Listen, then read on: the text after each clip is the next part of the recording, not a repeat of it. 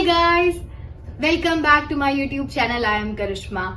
Thank you for 10k subscribers. Yes, we are a family of 10k now. और अगर आप channel पर new हैं तो please take a moment to subscribe to the channel. आज 10k special पे मैंने सोचा कि कोई Q&A करते, क्योंकि मैंने कभी Q&A किया नहीं है अपने YouTube चैनल के ऊपर. तो मैंने अपने इंस्टाग्राम पे स्टोरी लगाई थी और कम्युनिटी पोस्ट डाली थी यूट्यूब पे, जहां आप मुझसे कुछ भी पूछ सकते हैं. तो बहुत सारे इंटरेस्टिंग क्वेश्चंस आए, कुछ मेरी लाइफ से रिलेटेड, कुछ प्रिपरेशन से रिलेटेड. तो मैं ट्राई करूंगी कि मोस्ट ऑफ द क्वेश्चंस मैं एड्रेस कर दूं. ठीक है, तो चलिए बिना किसी देरी के शुरू करते हैं.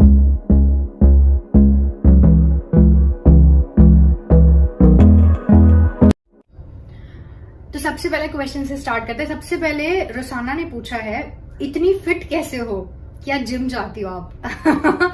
Actually I have become fat comparatively. जब मैंने जॉब शुरू की थी 1 साल पहले से अभी बहुत मैंने गेन कर लिया है वेट. और मुझे ऐसा लगता है कि टू बी ऑनेस्ट, जो बैंकिंग जॉब्स है, कहीं ना कहीं जो भी ऐसी बैंकिंग नहीं, कोई भी ऐसी जॉब जो डेस्क जॉब होती है, जहां पर आपको 9 to 5 9 to 7 बैठना होता है, वो काइंड ऑफ अनहेल्दी होती है. क्योंकि आपको अपना ध्यान फिर उसी तरह से रखना पड़ता है. आपको जिमिंग, एक्सरसाइजेस सब प्रॉपर रखनी पड़ती है. बट क्योंकि आप पढ़ भी रहे हो, आप और एग्जाम्स की प्रिपरेशन कर रहे हो, आप जॉब भी कर रहे हो simultaneously, you are sustaining yourself, तो कई बार थोड़ा डिफिकल्ट हो जाता है. बट आई थिंक कि अपनी हेल्थ का ध्यान रखना चाहिए. और मैंने भी अब सोचा है कि मैं धीरे धीरे जिमिंग शुरू करूंगी, वेट लॉस करूंगी थोड़ा अपना. तो maybe I start gym now. अभी तो मैं जिम नहीं कर रही हूँ. ठीक है, तो चलिए नेक्स्ट क्वेश्चन देखते हैं. नेक्स्ट क्वेश्चन पूछा है, if the maths is weak then how can I clear exam. ये सिसिया ने पूछा है, सीसिया. मैथ्स, देखिए मैथ्स के ऊपर मैंने बहुत सारी वीडियोस बनाई है, जहां पर मैंने आपको अरिथमेटिक के कॉन्सेप्ट्स के बारे में, अरिथमेटिक के कौन से आपको चैप्टर्स करने हैं, वो मैथ्स में स्पीड कैसे बढ़ानी है, टू डू लिस्ट मैंने आपको बनाकर दी हुई है. और जो मेरा मैथ्स था मेंस का, वो मैंने कैसे स्ट्रॉन्ग किया है और मैंने कैसे टैकल किया है मेंस को, क्योंकि आपको पता है कि मेरा मैथ्स बहुत अच्छा नहीं है. तो उन सब के लिए मैंने आपको वीडियोस ऑलरेडी प्रोवाइड की है. मैं सबका लिंक आपको डिस्क्रिप्शन में दे दूंगी, आप वहां से वही चेकआउट कर सकते हो. और फिर भी अगर कोई प्रॉब्लम रह जाती है तो आप मुझे बताइए, मैं एक और वीडियो आप लोगों के लिए बना दूंगी. ठीक है, तो अभी नेक्स्ट क्वेश्चन पे जाते हैं. नेक्स्ट क्वेश्चन पूछा है, हाउ टू हैंडल जीएस. अब जीएस के लिए जैसे मैंने आपको बोला है हमेशा कि आपको एक वीडियो सोर्स और एक पीडीएफ सोर्स आपको फॉलो करना है. तो वीडियो सोर्स जैसे मैंने आपको बोला है कपिल काटपाल सर का मैंने फॉलो किया था. आप जिसका भी आपको अच्छा लगता है, चाहे वो गौरव गर्ग सर हैं या फिर आशीष गौतम सर है, आप जिसका भी आपको अच्छा लगता है उसका फॉलो कर लीजिए. और साथ में एक पीडीएफ सोर्स आपको फॉलो करना है. मैं अगर अपना रिकमेंडेशन बताऊं तो मैं तो कहूंगी कि अफेयर्स क्लाउड को फॉलो करिए, बट वो आपकी मर्जी है कि आपको क्या फॉलो करना है. ठीक है, तो अब चलिए नेक्स्ट आगे क्वेश्चंस पर जाते हैं. और एक और क्वेश्चन इसके साथ आया कि आप स्टैटिक कैसे करते थे. तो स्टैटिक के लिए यार कोई अलग से प्रिपरेशन थोड़ी ना करनी है कि हमें अलग से नेशनल पार्क्स या फिर कोई यूनाइटेड नेशंस या फिर जितनी भी ऑर्गेनाइजेशन है उनके हेडक्वार्टर्स याद करने हैं. जो भी आपकी एग्जाम में आ रहा है, मतलब जैसे जो भी आपके करंट अफेयर्स में आ रहा है, उसका ही बस आपको स्टैटिक पढ़ना है. मान लीजिए आपको यूएन की किसी एजेंसी का कुछ आया वहां पर, तो आप उसके स्टैटिक पढ़ लीजिए. उतना ही करना होता है, जो करंट में चल रहा है उसी का आपको स्टैटिक पढ़ना है, ज्यादा नहीं. ठीक है, उसके बाद which job are you enjoying the most, RRB PO और IBPS PO. Your truly Rohit ने पूछा है ये क्वेश्चन. बट रोहित, अभी मैंने आईबीपीएस ज्वाइन नहीं किया है. मेरा 4 जून को डीवी है वहां पर, तो अभी तो मैं नहीं बता सकती कौन सा बेटर है. But yes, I have enjoyed my time in RRB. बहुत अच्छा टाइम रहा है, बहुत अच्छे लोग मिले वहां पर काम करने के लिए, बहुत अच्छे मैनेजर सर मिले, पूरा स्टाफ मिला जिनके साथ मैंने काम किया. तो मुझे वहां बहुत मजा आया and I have enjoyed my 1 year working there. उसके बाद what is in hand salary in RRB PO. तो इन हैंड सैलरी जो अभी मुझे मिलती है वो अराउंड 55,000 है. और बाकी कुछ अलाउंसेस होते हैं, जैसे कि आपको एक्सपेंसेस मिल जाते हैं, जो कन्वेंस अलाउंस है या फिर जो पेट्रोल है आपको वो मिल जाता है. 150 न्यूज़पेपर के हमें मिलते थे. ये बैंक टू बैंक वेरी करता है, किसी किसी में 200 मिल जाते हैं, किसी में 150 मिलता है. तो हमें 150 मिल जाता था न्यूज़पेपर का. तो ये सब मिला के अराउंड आप मान लीजिए कि 57 के अराउंड आपको सैलरी मिल जाती है आरआरबी पीओ के अंदर. मैम, नेक्स्ट क्वेश्चन है जो मिश्रा जी ने पूछा है, मैम आप इतनी ब्यूटीफुल क्यों हो. डिस्ट्रैक्शन होता है. आपकी स्ट्रैटेजी की वीडियो तक 15-20 बार देख चुका हूँ. Thank you so much. और I don't know if I am beautiful और नॉट, बट ठीक है, अगर वीडियो देख रहे हो तो स्ट्रैटेजी पे ध्यान दो, जो बता रहा है उस पर ध्यान मत दो. ठीक है, वीडियो सुन लिया करो जो मैं बता रही हूँ उसमें. What is your current age ma'am. यार ये क्वेश्चन मुझे इतनी बार पूछा है, मतलब चाहे वो फिर कम्युनिटी पोस्ट पे हो और या फिर इंस्टाग्राम के डीएम्स में हो, इतनी बार पूछते सब लोग क्या आपकी एज है. ऐसा नहीं सिर्फ लड़के पूछते हैं, लड़कियां मोस्टली मुझे मैसेज करके पूछती है आपकी एज क्या है. So currently I am 25 years. और जब मैंने जॉब शुरू की थी आई वॉज 24, तो अभी मैं 25 की हूँ, ठीक है। नेक्स्ट क्वेश्चन है द वॉरियर ने पूछा है when will you get married. ये मैं कैसे बताऊं, ये तो फ्यूचर की बात है, अभी कोई प्लान्स नहीं है फिलहाल, बट देखते हैं अगर आगे कभी कुछ होता है, मतलब होगा ही आगे तो, बट आगे देखा जाएगा, अभी के लिए तो फिलहाल कोई प्लान्स नहीं है। नेक्स्ट पूछा है जोसेफाइन ने करियर एस्पिरेशंस। तो करियर एस्पिरेशंस यही है जो मैं अभी परस्यू कर रही हूँ। बाकी जो मेरे करियर एस्पिरेशंस हैं वो हैं यूट्यूब में ज्यादा सक्सेसफुल होना। अभी जो बहुत एकदम इनिशियल जो स्टेप होता है कि 10,000 एक होता है कि हिट करना है, तो वो कर लिया है, लेकिन वो बहुत ही छोटी सी सक्सेस है। आई वुड नॉट इवन से सक्सेस, बट हाँ एक छोटा सा माइलस्टोन है जो अचीव किया है। आगे बहुत अचीव करने की इच्छा है, अब देखते हैं कितना हो पाएगा, बट यही अभी तक तो करियर एस्पिरेशंस हैं। I am from commerce background, I am weak in quant. तो उसके लिए जैसे मैंने बोला क्वांट के लिए बहुत सारे यार मैंने इतनी सारी वीडियोस बना रखी, बट बहुत लोगों को आई थिंक क्वांट में प्रॉब्लम है। चलो मैं ट्राई करूंगी, मैं और कुछ अच्छे मेथड्स देख के कोई और रिसर्च करके मैं आप लोगों के लिए वीडियो लेके आऊँ क्वांट में, ठीक है। क्वेश्चन है are you going to prepare for UPSC और anything for future. Yes definitely anything for future of course मैं सोचती हूँ। एक्चुअली क्या हुआ है ना कि अभी तक मैंने कोई या फिर इंश्योरेंस एग्जामिनेशन है या फिर कोई रेगुलेटरी बॉडी एग्जामिनेशन से मैंने कोई नहीं दिया except for normal banking examination जो हमारे IBPS कंडक्ट कराता है ना, वही वाले सारे एग्जामिनेशन मैंने दिए हैं। तो मेरा फोकस अब ये है कि येस मुझे रेगुलेटरी बॉडीज और जो बाकी इंश्योरेंस एग्जामिनेशन है उनको जरूर देना है। SSC आई माइट गिव, मुझे एग्जैक्टली क्योंकि अभी मैंने देखा नहीं है उस एग्जाम का पूरा पैटर्न। ऑब्वियसली मुझे पता है सिलेबस वगैरह तो क्या क्या है, बट कितना और मुझे उसमें एक्स्ट्रा मेहनत करनी है या फिर मैंने और क्या क्या चीजें कवर करनी है वो जरा मुझे देखना है। तो शायद SSC में दूं नेक्स्ट ईयर। और बाकी यूपीएससी तो नो, यूपीएससी तो मैं नहीं दूंगी। उसके लिए आप पूछेंगे कि यूपीएससी क्यों नहीं, तो मुझे लगता है कि शायद इतना पेशेंस और इतना हार्डवर्क और इतना डेडिकेशन शायद मैं प्रोवाइड ना कर पाऊं। जॉब करते हो और अब now at the age of 25, तो मुझे मतलब पर्सनली मेरे लिए लगता है कि नहीं, इट्स नॉट फॉर मी। जो चीजें मुझे लगती हैं कि हाँ ये मैं कर लूंगी, उसमें मैं इतनी मेहनत करती हूँ कि आई अचीव देम, बट वो मुझे नहीं लगता कि वो मैं कर सकती हूँ, सो इसलिए नो। उसके बाद रिया ने पूछा है दी आपके आरआरबी पीओ मेंस में कट ऑफ से कितने मार्क्स ज्यादा थे। तो मैंने 2020 का जो नोटिफिकेशन था उसमें एग्जाम दिया था आरआरबी पीओ का, जो क्लियर किया था, उसमें मेरे 14 या 13 कुछ इस तरह के मार्क्स थे जो मेरे ज्यादा थे कट ऑफ से। Said no question, I just want to say thank you for all your support and love. Thank you so much Renika, means a lot to me. Next question है 0 to 0 का error detection में concept भूल जाते हैं, क्या करें ma'am. तो देखिए इसका एक बहुत सिंपल मैं आपको तरीका बताती हूँ। जितना ज्यादा आप एरर डिटेक्शन प्रैक्टिस करेंगे, अब जरूरी नहीं है कि आपको कॉन्सेप्ट्स याद रखने, आप हर दिन एरर डिटेक्शन प्रैक्टिस करिए। तो ये क्या होगा कि जब आप प्रैक्टिस करते रहेंगे तो वो कॉन्सेप्ट आपके खुद ही रिवाइज होते रहेंगे। जितने भी रूल्स और सब पढ़ते हैं आप, वो आप भूल जाते हैं। मुश्किल से आपको हफ्ते 2 हफ्ते 3 हफ्ते याद रहेगा, उसके बाद आप भूल जाएंगे। तो जब आप एरर डिटेक्शन प्रैक्टिस करते हैं तो आपके वो कॉन्सेप्ट रिवाइज होते रहते हैं। और जरूरी नहीं आप याद करिए, जब आप एक चीज को इतनी बार पढ़ लेते हैं तो आपके ब्रेन में वो खुद ही रह जाती है, ठीक है। तो आपको अपनी रिटेंशन बढ़ानी है और वो कैसे होगा, प्रैक्टिस से होगा। तो खाली प्रैक्टिस करिए रोज, आपको खुद याद होने लग जाएंगे, ठीक है। बैनर्जी ने पूछा है when you have started your preparation. ये वाला क्वेश्चन बहुत आया, मैं एक ही में इसको एड्रेस कर देती हूँ कि when you started preparation and how much time did you take. तो मैंने अपनी प्रेपरेशन मार्च 2020 में जो एग्जैक्ट प्रेपरेशन है वो शुरू की थी। उससे पहले आई हैड एन आइडिया कि ठीक है बैंकिंग एग्जामिनेशंस कुछ होते हैं, तो उस पर मुझे पता था अपने MSc डेज में ही। लेकिन MSc के बाद आके 2019 में MSc मेरी कंप्लीट हुई थी। उसके बाद मैंने थोड़ा सा कि और चीजें सर्च करी थी और अदर ऑप्शंस मेरे पास अच्छे क्या हो सकते हैं। लास्ट में जब लॉकडाउन हो गया और फिर कंप्लीटली मेरे को टाइम मिला पढ़ने के लिए, तो मैंने बैंकिंग की पूरी प्रेपरेशन स्टार्ट की मार्च 2020 के बाद। और उसके बाद सबसे पहले RRB का ही नोटिफिकेशन आया था। आपको पता है वो पेंडेमिक ईयर था, तो उसमें किस तरह से नोटिफिकेशंस बहुत डिले आए थे, तो मैंने वही पूरे टाइम प्रिपेयर किया था और विद इन 9-10 मंथ्स मेरा वो एग्जाम क्लियर हो गया था। तो नेक्स्ट क्वेश्चन है योर एजुकेशनल बैकग्राउंड, जो पूछा है नवीन ने। मेरा एजुकेशनल बैकग्राउंड, मैंने जो अपना BSc है वो केमिस्ट्री के अंदर किया है। मतलब उसमें मेरा इंडस्ट्रियल केमिस्ट्री मेन सब्जेक्ट था, फिर केमिस्ट्री और मैथमेटिक्स भी साथ में था। और बाकी जो मैंने अपना MSc किया है वो ऑर्गेनिक केमिस्ट्री में स्पेशलाइजेशन है। विष्णु ने पूछा है is study IQ by Gaurav Garg sir best for current affairs. देखिए आई वुड नॉट से कि it's the best, but I will definitely say that yes it is one of the best sources. अगर आप afford कर सकते हैं you must go for it. लेकिन अगर नहीं तो यूट्यूब पे बहुत सारे फ्री चैनल्स हैं जो करंट अफेयर्स डेली प्रोवाइड करते हैं। आप उन लोगों को फॉलो कर सकते हैं। सना खातून ने पूछा है टाइम मैनेजमेंट कैसे करें।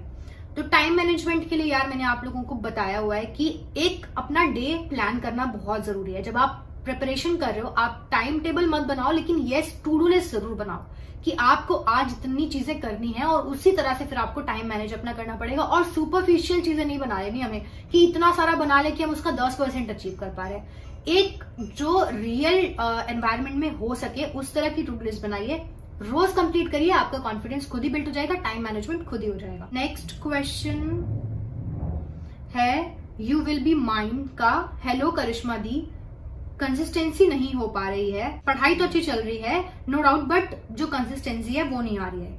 और सीए के नोट्स बना रही हूँ दी मैं, बना रहा हूँ दी मैं, तो एक बार देखकर बताना आपको डीएम करे हैं नोट्स।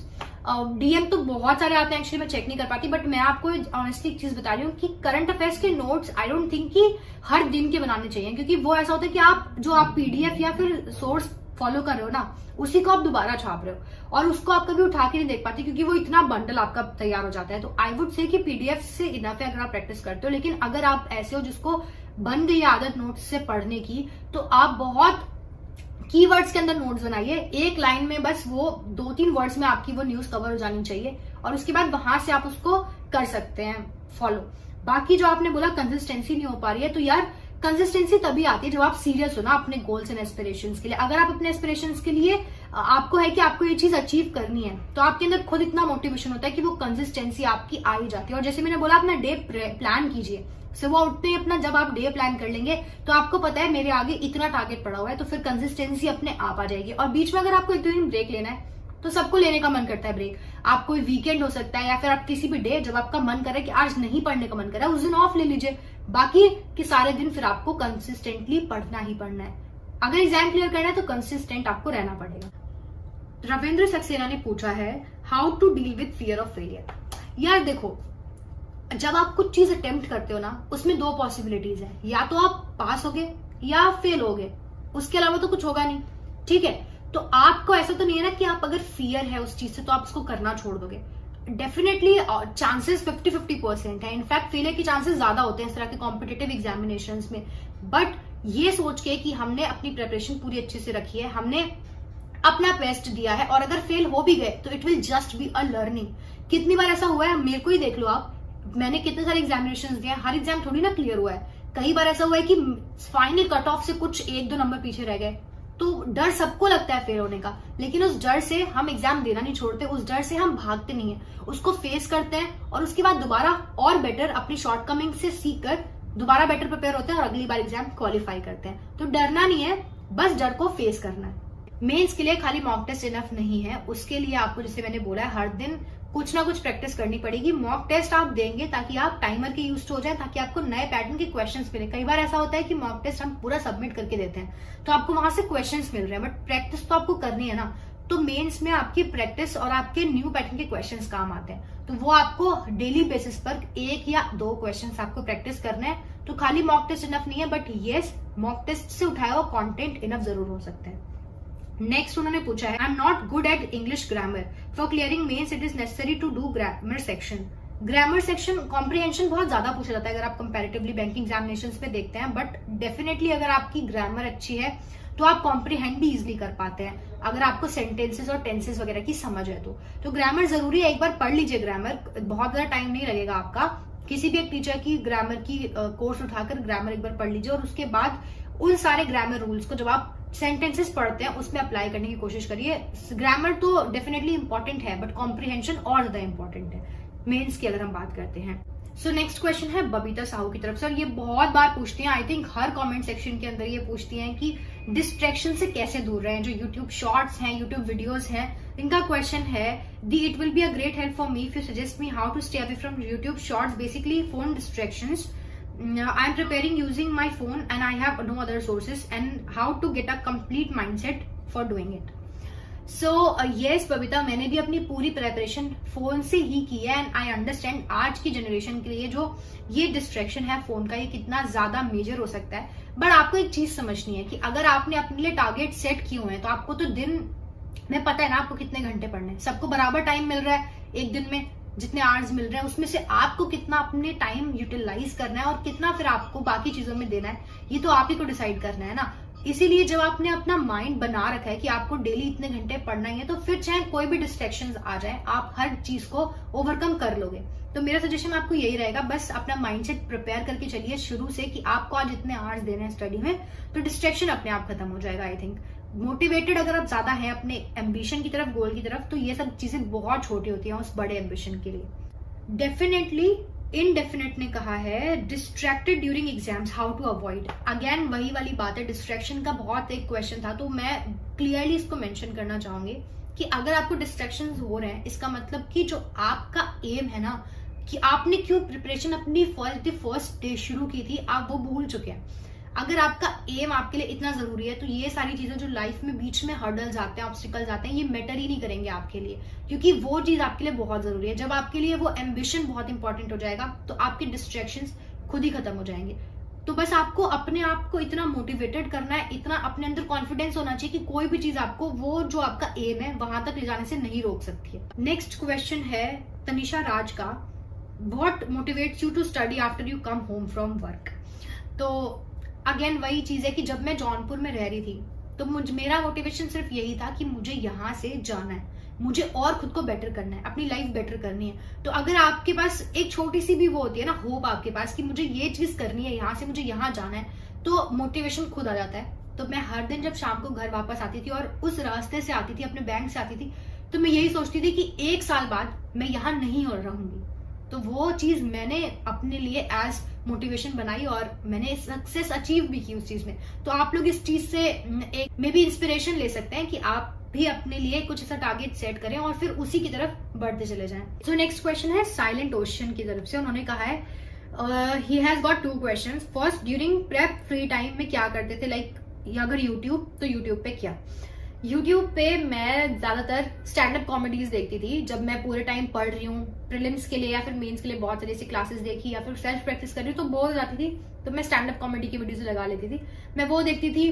बीच में कई बार क्या होता था कि ना, जैसे ऐड आते थे यूट्यूब की कोई वीडियो देखते देखते, तो वो एड स्किप नहीं करती थी, क्योंकि मुझे लगता था कि ये मेरा थोड़ा ना टाइम ब्रेक चल रहा है। बहुत से लोगों को लग सकता है कि शायद वो डिस्ट्रैक्शन हो, बट मेरे लिए क्या होता था कि मेरे लिए वो मेरा एक 5 मिनट का या 2 मिनट का रिफ्रेशिंग टाइम होता था। कि मान लो कई बार मोस्टली ऐसा होने लगा था, जब मैं एड स्किप नहीं करती थी, वो गाने आते थे नए नए, तो मुझे सॉन्ग सुनना बहुत पसंद है, म्यूजिक तो सभी को पसंद होता है, तो वो मैं 2 मिनट का ब्रेक लेती थी, जिससे कि मैं थोड़ी रिफ्रेश हो जाऊं, उसके बाद मैं दोबारा क्वेश्चन पे वापस जा सकूं और ज्यादा कॉन्सेंट्रेशन के साथ वो क्वेश्चन करूं। तो ये मेरा तरीका होता था छोटा छोटा।